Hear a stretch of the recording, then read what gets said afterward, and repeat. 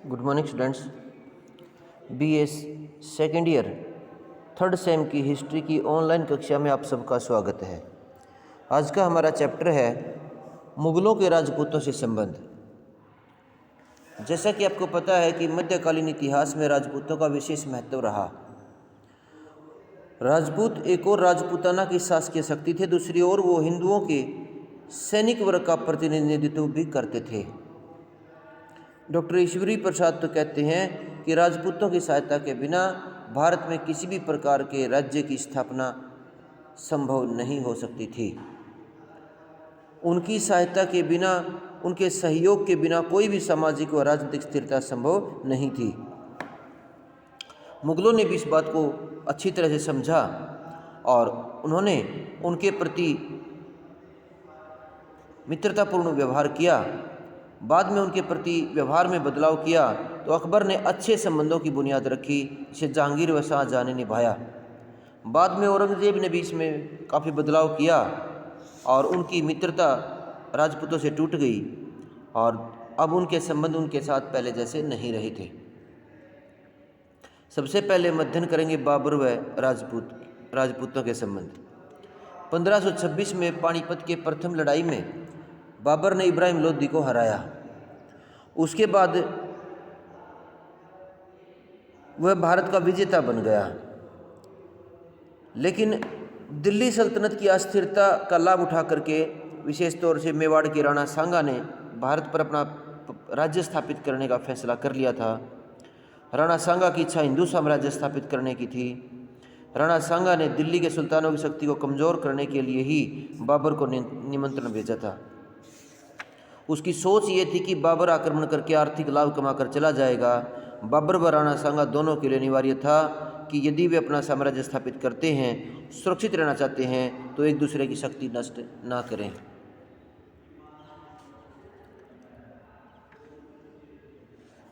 और बाद में बाबर राजपूतों को अपना प्रमुख राजनीतिक प्रतिद्वंदी मानता था, इसलिए उनसे उन्होंने लड़ाई लड़ी और इसके पीछे कोई धार्मिक उद्देश्य नहीं था। उसने 5 वर्ष तक राज्य किया तो वह उन्हें शंका की दृष्टि से ही देखता रहा, इसलिए उनके राजपूतों के साथ संबंध मधुर नहीं बन सके। कुछ लोग कहते हैं कि ये एक बहाना था, क्योंकि दोनों के बीच भारत में राजनीतिक सर्वोच्चता की लड़ाई थी। बाबर के बाद हुमायूं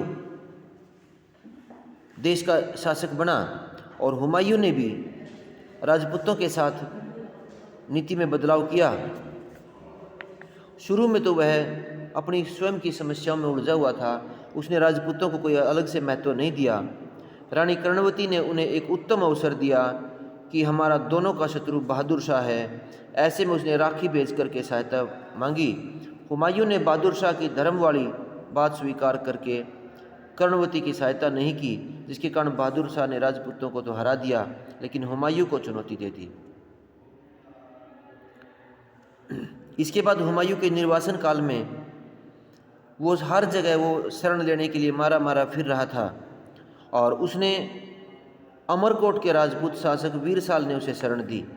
यहीं पर अकबर का जन्म भी हुआ और इसी तरह जीवन के दुर्दिनों में उसे राजपूतों का सहयोग प्राप्त हुआ। तो उसने बाद में हुमायूं ने ईरान के शाह के पास शरण ली। ये अब हुमायूं के राजपूतों के संबंध कोई विशेष परिणाम नहीं दे पाए।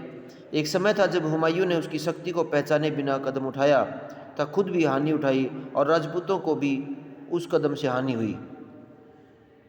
जबकि कष्ट के दिनों में भी जब उसने किसी से भी सहायता नहीं मिली, तब उसे राजपूतों ने ही सहारा दिया था, लेकिन हुमायूं उसे कोई परिणाम में नहीं बदल पाया।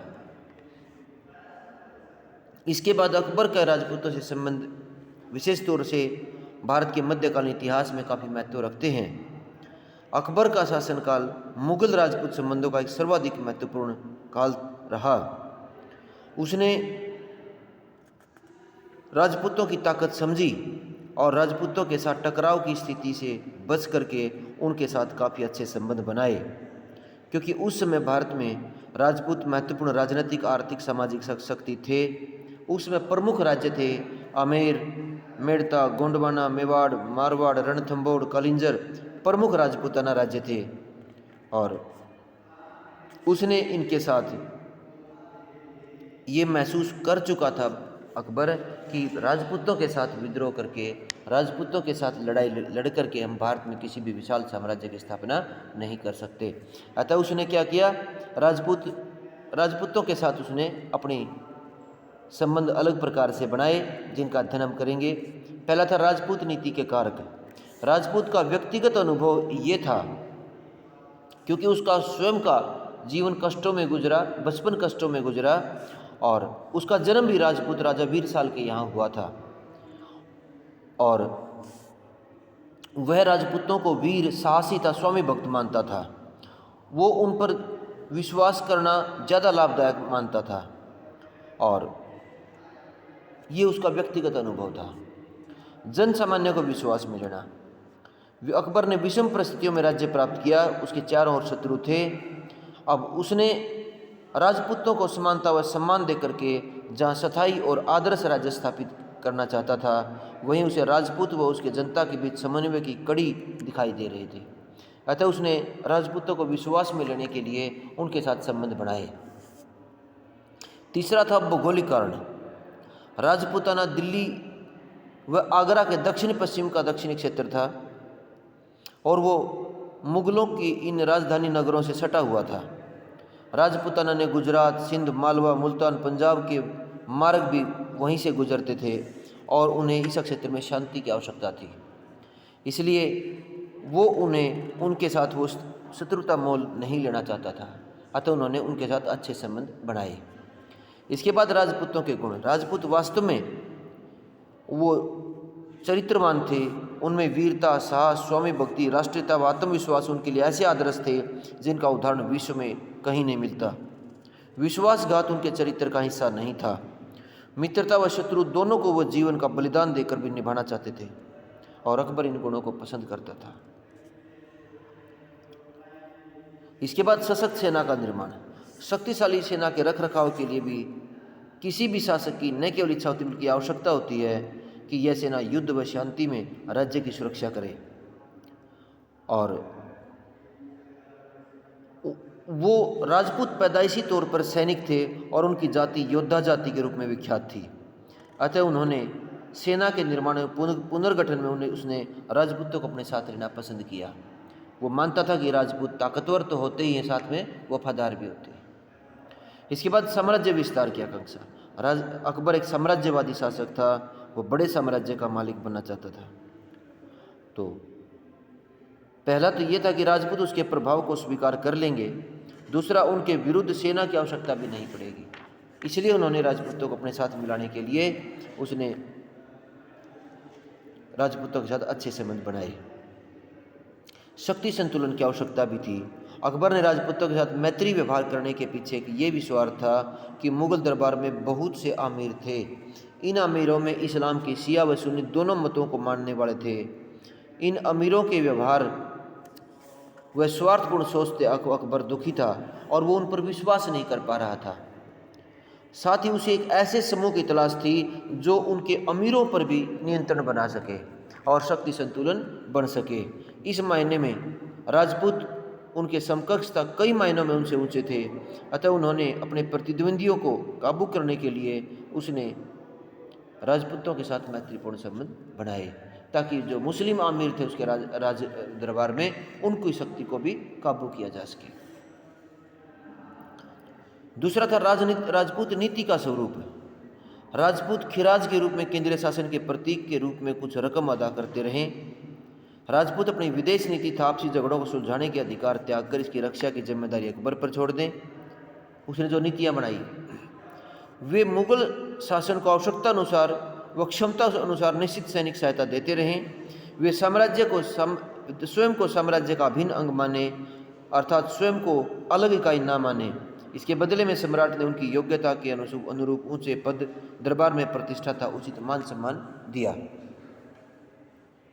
अकबर की यह सुलह की नीति थी, और यदि किसी राजा के साथ संधि वार्ता सफल नहीं होती थी तो उसके विरुद्ध सैन्य बल का भी प्रयोग वो करता था। इस कड़ी में मेड़ता, रणथंभौर, मारवाड़, बीकानेर, जैसलमेर, डूंगरपुर, बांसवाड़ा, प्रतापगढ़ ने उनकी सेवाएं स्वीकार कर ली। मेवाड़ के राजा को उसकी शर्तें सम्मानजनक नहीं लगी तो उसके साथ उसका लंबे समय तक संघर्ष चलता रहा। मेवाड़ जिसके वंशज आगे चल करके महाराणा प्रताप हुए। राजपूत नीति की विशेषताएं थी, उसने राजपूतों से वैवाहिक संबंध बनाए। स्वयं अकबर ने भी महाराजा आमेर की बेटी से उसने शादी की। दूसरा था, राजपूतों को ऊंचे पदों पर नियुक्त किया। अकबर ने राजपूतों की खुली भर्ती की और उन्हें सेनापति के पद तक पहुंचाया, प्रांतों के गवर्नर तक बने, जिससे एहसास हुआ कि वे शासन में बराबर के भागीदार हैं। इसके बाद राजपूतों से उदार नीति। अकबर ने अपनी इस नीति पर चलते हुए राजपूतों से की धार्मिक भावना का आदर करते हुए 1563 में तीर्थ यात्रा से कर हटा दिए गए। और राजपूतों के मन की भावना को वो समझ गया था, क्योंकि प्राय राजपूत व हिंदू अधिक घृणित कार्य मानते थे कि हमारे तीर्थों पर भी यात्रा का कर लगाया हुआ है। अकबर ने उन्हें माफ़ कर दिया। उसने हिंदुओं को जबरदस्ती मुस्लिम बनाने पर रोक लगा दी और उसने ये भी बात दरबार में मुस्लिम वर्ग के कुछ लोगों के विरोध की परवाह न करते हुए हिंदुओं के त्यौहार दिवाली, दशहरा, होली, रक्षाबंधन आदि मनाने शुरू कर दिए। उसने ये भी कहा कि यदि जो कन्वर्टेड जो मुसलमान हैं, यदि वो फिर से अपने धर्म हिंदू धर्म में वापस जाना चाहते हैं तो वो जा सकते हैं, इसकी इजाज़त दी। अकबर ने रामायण व महाभारत का फारसी में भी अनुवाद करवाया। तो उन्होंने राजपूतों के प्रति उदार नीति अपनाई। सामाजिक सुधार के कदम भी उसने उठाए।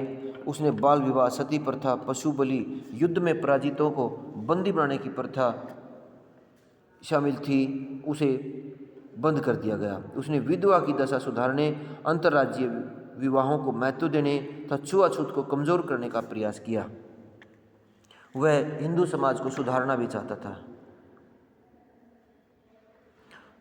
विद्रोही राजपूतों के विरुद्ध कड़े कदम। उन्होंने जो विद्रोही राजपूत थे, जो उनके साथ उनकी अधीनता स्वीकार नहीं करना चाहते थे, उनके विरुद्ध अकबर ने कड़ा रास्ता अपनाया और उनके विरुद्ध सैनिक शक्ति का प्रयोग किया। अकबर ने आमेर के आसपास के राज्य मेड़ता को 1526 में जीता। इसी तरह उसने रणथंबोर, गढ़कटंगा, कलिंजर के विरुद्ध भी सैनिक अभियान चलाए। इसके बाद मेवाड़ से संघर्ष। पहले 2 प्रकार की नीतियों के माध्यम से अकबर ने राजपूताना के साथ बड़े क्षेत्र पर अपना प्रभुत्व जमाया, परंतु मेवाड़ ऐसा राज्य था जिसने उसकी अधीनता स्वीकार नहीं की और उसके विरुद्ध संघर्ष जारी रखा। इसके साथ उसने उदयपुर जाकर वहाँ से विरोध जारी रखा। उसने जब मेवाड़ पर आक्रमण कर राजा उदय सिंह को चित्तौड़ छोड़ने पर बाध्य कर दिया, लेकिन उसने उदयपुर जाकर के विरोध जारी रखा। राजा उदय सिंह के बाद महाराणा प्रताप शासक बना। उसने मुगलों को अपने क्षेत्र से निकालने का अभियान प्रारंभ किया। 1576 में फिर ऐतिहासिक युद्ध हुआ।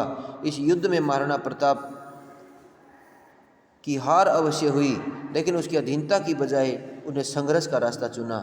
वास्तव में महाराणा प्रताप की हार नहीं होती है। इतिहास में ये पढ़ाया जाता है कि महाराणा प्रताप की हार हुई, लेकिन हार के कोई हमारे पास इसके कोई साक्ष्य हमारे पास नहीं है। न अकबर की जीत का कोई साक्ष्य है और न महाराणा प्रताप की हार का कोई साक्ष्य है। 1597 तक महाराणा प्रताप जीवित रहा और जीते जी अकबर उसे पकड़ भी गिरफ्तार भी नहीं कर पाया। ये मेवाड़ में महाराणा प्रताप को झुका नहीं सका। अब इसी तरह अपने जीवन काल में अकबर पूर्ण मेवाड़ को जीत नहीं सका। हाँ, संघर्ष किसी न किसी रूप में जारी जरूर रहा। महाराणा प्रताप के बाद इस क्षेत्र का नेतृत्व राणा अमर सिंह ने किया। राजपूत नीति का महत्व व परिणाम था। अकबर की सैनिक स्थिति शक्तिशाली बन गई। राजपूत राज्य उसके लिए प्रमुख स्तंभ बन गए उसकी रक्षा के। उसने शक्ति संतुलन बनाने में वो कामयाब रहा। उसने अपने साम्राज्य का अधिक से अधिक विस्तार कर लिया। राजपूतों के साथ उसने राजपूतों के जो प्रशासनिक अनुभव व सैनिक योग्यता का लाभ उठाकर उसने साम्राज्य को अपने स्थिर बनाया। अकबर की राजपूत नीति ने भारत की राजनीति के समीकरण बदल दिए थे। अब अकबर के सत्ता ग्रहण करने के समय अफगान महत्वपूर्ण थे, लेकिन अकबर ने पानीपत के दूसरे युद्ध में उनको पराजित कर दिया था। तो अकबर की इस नीति के कारण धार्मिक सहिष्णुता के नए अध्याय की शुरुआत हुई। अकबर की इस नीति के कारण हिंदू मुस्लिम एकता के बीज बोए गए। राजपूत मुगल राजपूत मित्रता के आर्थिक परिणाम भी निकले, जिनके कारण राज्य में शांति व सुरक्षा की स्थिति बनी रही। अकबर की राजपूत नीति का राजपूताना पर भिन्न प्रभाव पड़ा। राजपूतों को इस मैत्री से यह लाभ हुआ कि वे आपसी युद्धों व उनसे होने वाली जनधन की हानि से बच गया। इस तरह से हम कह सकते हैं कि अकबर की राजपूत नीति व उसके राजपूतों के साथ संबंधों का विस्तृत विवेचन कर सकते हैं। अकबर ने इसे अपनाया, स्पष्ट किया कि यह समय की आवश्यकता थी। अकबर को इसका लाभ मिला। राज्य के विनाशक तथा शत्रु माने जाने वाले वर्ग ने राज्य की सुरक्षा का भार अपने कंधों पर ले लिया और राष्ट्रीय स्तर एवं राष्ट्रीय मूल्यों में संरक्षण में इसका योगदान काफ़ी महत्वपूर्ण था। सांस्कृतिक जीवन के विकास में एक नए युग का सूत्रपात हुआ, वहीं भारतीयता की धरोहर भी शामिल हुई। तो ये था मुगलों के राजपूतों के साथ संबंध। अब अकबर और बाबर के हमने संबंधों का अध्ययन किया। उसके बाद के उसके जो वंशज थे उनका अध्ययन अगली वीडियो में करेंगे। तब तक के लिए धन्यवाद।